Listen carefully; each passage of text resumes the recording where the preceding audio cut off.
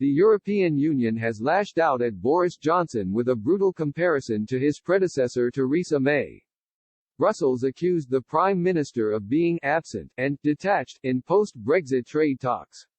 The EU warned Mr. Johnson needs to phone fellow leaders, pointing out that former Prime Minister Mrs. May regularly did. A senior EU diplomat told The Telegraph, "Is he even interested? What does it say to the 27 leaders when an issue as important as this is only dealt with by David Frost?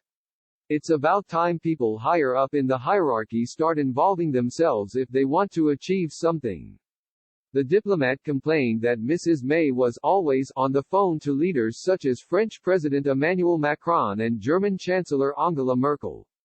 Mr. Johnson and European Commission President Ursula von der Leyen held a video conference on Saturday following the final scheduled round of talks between Britain and Brussels last week.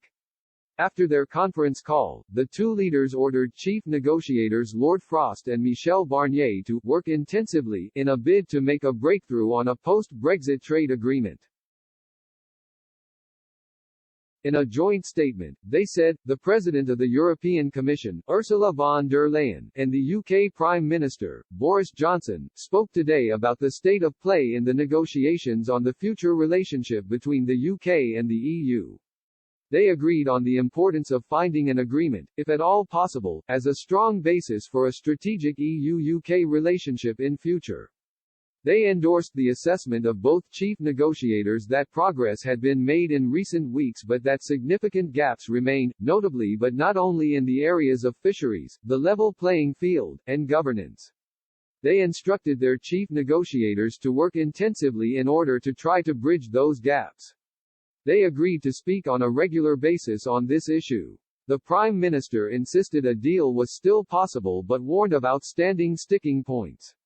He told the BBC's Andrew Marr show, "I think it's there to be done.